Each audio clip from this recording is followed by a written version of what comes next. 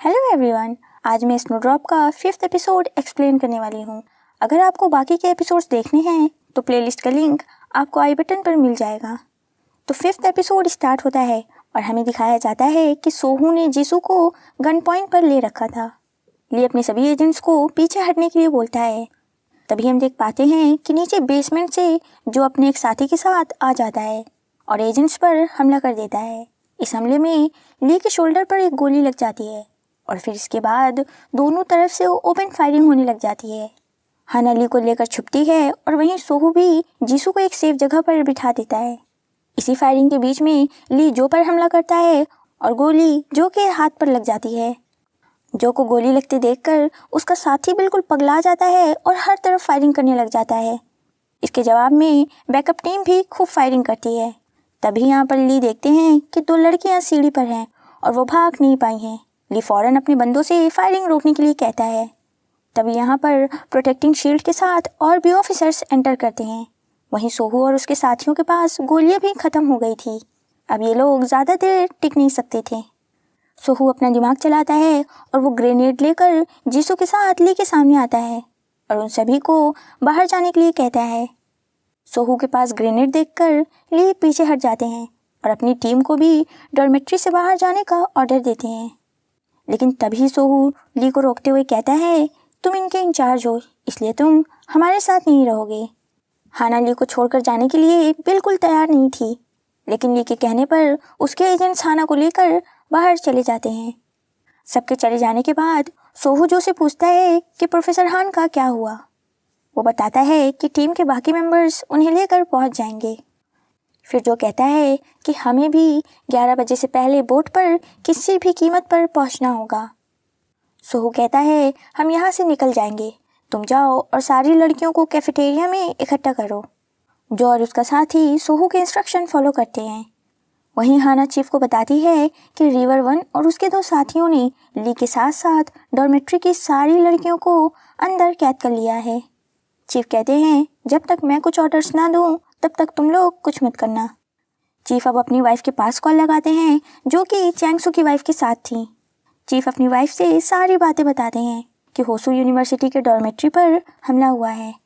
Chief की बात सुनकर चीफ की वाइफ को याद आता है कि जोशी ने 13 लड़कियों को सेक्रीफाइस करने के लिए कहा था। चीफ की वाइफ को लगता है कि शायद सेक्रीफाइस इसी तरह से कंप्लीट होगा और फिर चैंगसू प्रेसिडेंट बन जाएंगे। चीफ की वाइफ चीफ से कहती हैं कि अब तुम्हें चैंगसू की सारी बातें माननी होगी, क्योंकि शायद अब ताइल नहीं चैंगसू प्रेसिडेंट बन जाएगा। वहीं हम देख पाते हैं कि चैंगसू की वाइफ इनकी सारी बातें दूसरे फ़ोन पर सुन रही थी। सीन अब वापस से शिफ्ट होता है डॉर्मेट्री की तरफ। जो और उसका साथी सारी लड़कियों को कैफेटेरिया में लेकर आ जाते हैं। यहाँ पर हैरियोंग ध्यान देती है कि डायरेक्टर गायब है। उसके बगल में खड़ी बुन कहती है कि वो ज़रूर हमें छोड़कर भाग गई होंगी। वहीं हम दूसरी तरफ डायरेक्टर को देख पाते हैं जो कि अपनी ड्रेस के अंदर टेप की हेल्प से कुछ छुपा रही थी। फिर वो खुद ही कैफेटेरिया में आ जाती हैं। यहाँ पर अब जो कुछ लड़कियों को विंडो के पास जाकर खड़े होने को कहता है। डायरेक्टर पूछती हैं कि आखिर तुम उन्हें विंडो के पास क्यों भेज रहे हो। ली जवाब देता है कि ये इसलिए ताकि इन पर विंडो से हमला न किया जाए। आगे वो कहता है कि तुम सिर्फ 3 हो, कुछ ही देर में यहाँ पर स्पेशल फोर्स भी आ जाएगी जिनकी तादाद 100 से भी ज़्यादा होगी। तुम्हें लगता है कि तुम लोग यहाँ से बचकर निकल पाओगे? क्यों ना तुम लोग चुपचाप सरेंडर कर दो। जो ली को मारते हुए कहता है, तुम ही ने मुझ पर गोली चलाई थी ना, अगर कुछ भी गड़बड़ हुई तो मैं सबसे पहले तुम्हें ही मारूंगा। वहीं अब हमें दिखाया जाता है कि चीफ चैंगसू के पास जा रहे थे। तभी वो हाना को कांटेक्ट करके जीसू के बारे में पता करने को कहते हैं। हाना कहती है कि वो कौन है और वो उसके बारे में क्यों पता करे। चीफ बताते हैं कि वो डायरेक्टर चैंगसू की बेटी है। ये बात सुनकर हाना थोड़ी परेशान हो जाती है, क्योंकि अगर डायरेक्टर को पता चला तो वो सभी मुसीबत में आ जाएंगे। अब हम चीफ की वाइफ को देख पाते हैं जो कि ताइल की वाइफ के पास कॉल करके उन्हें इस इंसिडेंट के बारे में बताती हैं और कहती हैं कि शायद जोशी की बात पूरी होने वाली है और अब शायद चैंगसू प्रेसिडेंट बन जाएगा। ये बात सुनकर ताइल की वाइफ काफ़ी ज़्यादा चिढ़ जाती हैं और कॉल को कट कर देती हैं। अब अगली सीन में हमें दिखाया जाता है कि रिम ताई चैंगसू को बता रहे होते हैं कि सोहू जिस टीम को लीड कर रहा था वो टीम साउथ से निकल पड़ी है प्रोफेसर हान को लेकर। चैंग सू कहते हैं ठीक है, प्रोफेसर हान जैसे ही नॉर्थ पहुंच जाएंगे वैसे ही तुम्हें भी 100 मिलियन मिल जाएंगे। रिम ताई कहते हैं बस हान को एक बार नॉर्थ आने दो, हम उसे डिस्क्लोज कर देंगे कि अपोजिट पार्टी नॉर्थ के फंड्स पर चल रही थी। चैंग सू कहते हैं ठीक है, फिर तो बाकी के पैसे प्रेस कॉन्फ्रेंस के बाद तुम्हें मिल जाएंगे। ताइल यहाँ पर काफ़ी ज़्यादा खुश था क्योंकि इनका काम लगभग हो गया था। वो कहता है क्यों ना आज इसी खुशी में एक अच्छा सा डिनर हो जाए। तभी यहाँ पर चीफ आते हैं और चैंग सू से बताते हैं कि ली रिवर वन को पकड़ने के लिए होसू वुमेन यूनिवर्सिटी गया था, लेकिन अब उस जासूस ने लड़कियों को डॉर्मेट्री में बंदी बना लिया है। ताइल कहते हैं लेकिन रिवर वन तो साउथ से जा चुका है। असल में इन्हें अभी तक पता ही नहीं था कि सोहू टीम के साथ गया ही नहीं। ताइल इस मसले पर ज़्यादा ध्यान न देने के लिए कहते हैं क्योंकि इस समय पर हान की प्रेस कॉन्फ्रेंस ज़्यादा ज़रूरी है। अगर इस अटैक की खबर बाहर आ गई तो उनका सारा प्लान चौपट हो जाएगा और इससे इलेक्शन पर भी काफ़ी बुरा असर पड़ेगा। चीफ बताते हैं कि उनकी बेटी जीसू भी डॉर्मेट्री में फंसी हुई है। चैंग सू चीफ से कहते हैं जाओ, उन लड़कियों को बचाने के लिए अगर उन जासूस को मारना भी पड़े तो हिचकिचाना मत, मगर इस बात का ख्याल रहे कि इस इंसिडेंट की खबर बाहर मीडिया में नहीं आनी चाहिए। अब यहाँ पर सीन शिफ्ट होता है स्टूडेंट्स की तरफ। सारी लड़कियाँ फ्लोर पर लेटी हुई थीं और बुन जीसू के बगल में थी। वो उससे कहती है कि यह सब तुम्हारी गलती है, अगर तुमने उस जासूस की हेल्प नहीं की होती तो आज ये सब नहीं होता। धीरे धीरे करके सभी लड़कियां बात करने लग जाती हैं कि वो जासूस जीसू का ही पार्टनर था ना। बुन कहती है हाँ, ये एक जासूस को डेट कर रही थी। बेचारी जीसू इनकी बात सुनने के अलावा कुछ नहीं कर सकती थी, तो वो चुपचाप सारी बातें सुन लेती है। वहीं अब हम दूसरी तरफ सोहू को देख पाते हैं। वो किम और उनके बेटे को खोलकर ऊपर की तरफ लाता है। यहाँ पर जीसू देखती है कि ली के सर से खून निकल रहा है। वो जो से कहती है कि वो बस उसे ली का खून रोकने दे। जो जीसू को मुंह बंद करके वापस से लेटने को कहता है, लेकिन जीसू नहीं लेटती और तभी जो उसे मारने वाला था, लेकिन तभी सोहू उसे रोक लेता है और कहता है कि तुम्हें भी तो चोट लगी है, अच्छा यही रहेगा कि इलाज करा लिया जाए। जीसू फर्स्ट एड किट लेने जाती है और सोहू उसके पीछे जाता है। किट लेकर जब जीसू वापस लौट रही थी तभी वो रास्ते में सोहू से पूछती है क्या तुम सच में नॉर्थ के जासूस हो? क्या मैंने सच में एक जासूस की जान बचाई? सोहू उसके सवाल का कोई भी जवाब नहीं देता और कहता है कि अगर मुंह बंद रखे रहोगी तो तुम्हारी जान बच जाएगी। अब रात हो जाती है और एक एजेंट चैंग सू के पास कॉल करके उन्हें कंफर्म करता है कि डॉर्मेट्री में जो जासूस है वो रिवर वन ही है। चैंग सू यहाँ पर फौरन से रिम ताई के पास कॉल लगाते हैं और उनसे बताते हैं कि यहाँ पर रिवर वन ने डॉर्मेट्री में कुछ स्टूडेंट्स को कैद कर लिया है। क्या आपको पूरा यकीन है कि रिवर वन प्रोफेसर के साथ है? इस पर रिम ताई कहते हैं कि वो वेपन्स लेने के लिए गया था, ज़रूर तुम्हारे एजेंट्स ने उसका पीछा किया होगा। वो गुस्से में कहते हैं कि तुमसे काम भी ढंग से नहीं हुआ। चैंग सू भड़क जाते हैं और कहते हैं कि गलती तो आपके एजेंट की है जो हमारे एजेंट को चकमा देकर भाग नहीं सका। रिम ताई और भी ज़्यादा भड़क जाते हैं और कहते हैं कि अगर तुमने मेरे एजेंट पर एक भी उंगली उठाई तो हमारे बीच जो डील हुई है उसे भूल जाना। रिम ताई ये कहकर कॉल कट कर देते हैं कि कुछ भी करो, बस रिवर वन वहाँ से सही सलामत निकलना चाहिए क्योंकि वो उनके लिए सबसे ज़्यादा ज़रूरी है। अब चैंग सू यहाँ पर खुद ही होसू यूनिवर्सिटी की तरफ निकल पड़ते हैं। वहीं अब हम दूसरी तरफ ताइल को देख पाते हैं जो कि सुजिन के साथ होता है। उसे भी जब रिवर वन के बारे में पता चलता है तो वो सुजिन को छोड़कर फौरन से यूनिवर्सिटी की तरफ निकल पड़ता है।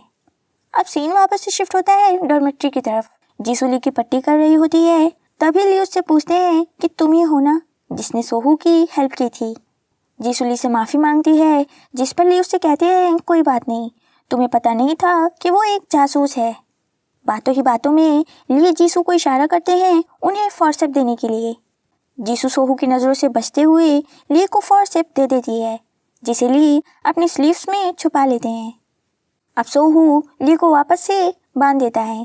यहाँ पर ली उससे कहता है हम फाइनली मिल ही गए, तुम्हें पता है ना मैंने तुम्हें पकड़ने के लिए तुम्हारा कहाँ कहाँ तक पीछा नहीं किया। यहाँ पर हमें एक फ्लैशबैक दिखाया जाता है जिसमें ली सोहू का पीछा कर रहा था, लेकिन सोहू समंदर में कूदकर भाग निकलता है। सोहू मुस्कुराते हुए ली के सामने बैठ जाता है। ली उससे कहते हैं क्या एक साथी को खोना तुम्हारे लिए कम नहीं था? कि तुम अपने 2 और साथियों को मरवाना चाहते हो, उस लड़ाई के लिए जो तुम पहले ही हार चुके हो।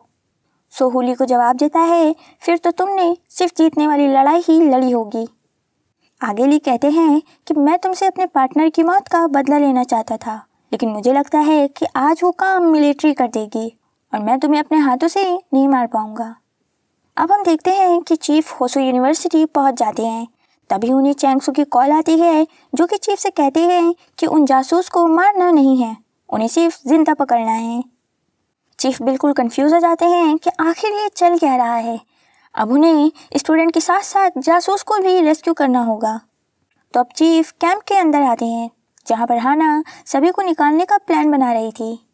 चीफ कहते हैं कि अब से मैं इंचार्ज हूँ इस ऑपरेशन का। इस ऑपरेशन के बारे में एक भी आर्टिकल न्यूज़पेपर में नहीं होना चाहिए और हमारी टॉप प्रायोरिटी है चैंग सू की बेटी को सही सलामत निकालना। यहाँ पर चीफ को ली की बिल्कुल भी ज़्यादा फिक्र नहीं थी, जिसकी वजह से हाना चीफ से चिढ़ जाती है। अब नेक्स्ट सीन में हम देखते हैं कि चीफ मेगाफोन की हेल्प से सोहू से कहते हैं कि गेट के बाहर हमने एक फ़ोन रख दिया है और हम तुमसे बातचीत करना चाहते हैं। वहीं अंदर सोहू चीफ की बातें सुनकर कहता है, हमें यहाँ से निकलने के लिए इनसे बातचीत तो करनी होगी।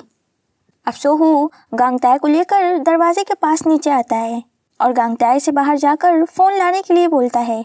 गांगताई बिल्कुल डरा हुआ बाहर जाता है और फ़ोन उठाने वाला था कि तभी हम देखते हैं कि हाना सोहू पर शूट करने वाली थी। एक एजेंट उसे देख लेता है और रोकता है, लेकिन तब तक गोली चल जाती है। ये गोली सोहू को तो नहीं लगती, लेकिन इसकी वजह से दोनों तरफ से फायरिंग होने लग जाती है। फायरिंग के बीच में ही सोहू बाहर आता है और गांगताई के साथ साथ फ़ोन को लेकर सही सलामत अंदर आ जाता है। चीफ वापस से कैंप के अंदर आते हैं और हाना पर काफ़ी ज़्यादा गुस्सा करते हैं। तभी यहाँ पर चैंग सू भी पहुँच जाते हैं और वो हाना को इस ऑपरेशन से निकाल देते हैं। चीफ चैंग सू से बताते हैं कि उन्होंने उन तक एक फ़ोन पहुँचा दिया है, अगर उन्हें बातचीत करनी होगी तो वो कॉल करेंगे। तभी यहाँ पर ताई इल भी आ जाता है और वो चैंग सू से कहता है, तुम्हें क्या लगता है तुम मेरे बिना सिचुएशन संभाल सकते हो? ताई इल चैंग सू से जवाब मांगता है कि आखिर रिवर वन यहाँ पर कर क्या रहा है। वहीं अब हम दूसरी तरफ देख पाते हैं कि जीसू नाटक करती है कि उसके पेट में दर्द हो रहा है। इससे सोहू के साथी का ध्यान जीसू की तरफ डिस्ट्रैक्ट हो जाता है। तभी यहाँ पर ली मौका पाकर फोर्सेप की हेल्प से अपनी रस्सियाँ खोल लेता है और वो उस पर हमला करने ही वाला था कि तभी जो वहाँ पर आ जाता है, जिसे देखकर ली वापस से बैठ जाता है। तो अब चैंग सू उसी फ़ोन की हेल्प से सोहू से कांटेक्ट करते हैं। सोहू कहता है, पहले तुमने बात करने के लिए बोला और फिर फायरिंग भी करने लगे। चैंग सू कहता है कि वो बस उनके एक एजेंट से गलती हो गई। सोहू कहता है कि जबकि तुमने गलती की है, इसलिए हमें एक स्टूडेंट को मारना होगा। चैंग सू से ऐसा करने से रोकते हैं और बताते हैं कि वो उसकी हेल्प करने आए हैं, वो उसे यहाँ से निकाल कर वापस नॉर्थ भेज देंगे। चैंग सू कहते हैं कि आधे घंटे बाद तुम लोग उसी इमरजेंसी एग्जिट से बाहर आना। कॉल कट होने के बाद सोहू ये सारी बातें जो को बताता है। इस पर जो कहता है, जाहिर सी बात है ये एक जाल है उन्हें पकड़ने के लिए। सोहू कहता है, एक बार चेक तो करना ही होगा। अब हम देखते हैं कि सोहू एक रेडियो ढूंढ रहा था। तभी उसे रूम नंबर 207 के बाहर जीसू का सामान रखा हुआ मिलता है, जिसमें रेडियो भी था। सोहू रेडियो लेकर प्योंगयांग चैनल पर स्विच करता है। पहले एक गाना बजता है, फिर एक लेडी कुछ कोड बताती है। सोहू उस कोड नंबर को नोट कर लेता है और फिर वो उसके बाद उसे डिकोड करता है। मैसेज ये था कि साउथ कोरिया के साथ कोऑपरेट करो। अब अगली सीन में हम जीसू के भाई योंग यू को देख पाते हैं। यहाँ पर योंग यू से उसका दोस्त रिक्वेस्ट कर रहा था कि आज वो उसकी जगह पर पेट्रोल बोट पर चला जाए, क्योंकि उसकी तबीयत थोड़ी ठीक नहीं लग रही है। योंग यू उसकी जगह पर जाने के लिए तैयार हो जाता है। सीन अब वापस से सोहू की तरफ शिफ्ट होता है। वो अपने दोनों साथियों को नॉर्थ से मिले मैसेज के बारे में बता रहा था, जो कहता है कि क्या पता इन लोगों ने चैनल को भी हैक कर लिया हो। सोहू जवाब देता है कि मुझे ऐसा नहीं लग रहा, क्योंकि एनएसपी के डायरेक्टर को हमारे चीफ का नाम भी पता है, जिन्होंने हमें इस मिशन पर भेजा है, और तो और वो हमारा कोड भी जानते हैं। और वैसे भी अगर ये सच में हमारी पार्टी की तरफ से ऑर्डर हुआ और हमने इसे फॉलो नहीं किया, तो इससे हमारी फैमिलीज मुसीबत में आ जाएंगी। सोहू की इस बात से ये दोनों एग्री कर जाते हैं। वहीं अब हम सोहू की टीम को देख पाते हैं। जो कि एक बोट पर प्रोफेसर हान के साथ थे और एक जगह पर रुककर किसी का वेट कर रहे थे कि तभी यहाँ पर साउथ कोरिया की नेवी फोर्स आ जाती है, जो कि इन लोगों से जल्द निकलने के लिए बोलती है क्योंकि ये लोग रिस्ट्रिक्टेड एरिया में चले आए थे। ये लोग वहाँ से जाने ही वाले थे कि तभी हान अंदर से निकलकर बोलता है, मुझे बचाओ। नॉर्थ का एजेंट हान को वहीं पर मार डालता है और फिर नॉर्थ और साउथ के बीच में फायरिंग शुरू हो जाती है। वहीं दूसरी तरफ सोहू चैंगसू के पास कॉल करके कहता है कि वो लोग 3 मिनट में एग्जिट डोर से निकलने वाले हैं। सीन अब वापस से शिफ्ट होता है चैंगसू की तरफ।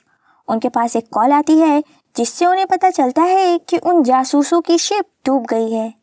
ये खबर सुनकर ताइल गुस्से से फट जाता है और चैंगसू से कहता है कि अब हमारे पास प्लान बी को फॉलो करने के अलावा कोई और रास्ता नहीं है। वहीं अब सोहू अपने साथियों के साथ एग्जिट डोर से निकलने वाला था, लेकिन अचानक से बाहर खड़े चैंगसू के आदमी पीछे हट जाते हैं और जब सोहू अपने साथियों के साथ बाहर निकलता है तो मिलिट्री फोर्स उन पर हमला कर देती है, जिसमें सोहू का एक साथी घायल भी हो जाता है। और इसी के साथ ये एपिसोड यहीं पर ख़त्म हो जाता है। एपिसोड के लास्ट में हमें एक बोनस क्लिप दिखाई जाती है जिसमें हम डायरेक्टर को उसी चाबी की हेल्प से एक सीक्रेट डोर में जाते हुए देख पाते हैं। सो आई होप वीडियो आपको पसंद आई होगी। अगर पसंद आ गई होगी तो लाइक कमेंट शेयर कर देना। मिलते हैं आपसे नेक्स्ट वीडियो में। Thanks for watching. Bye bye.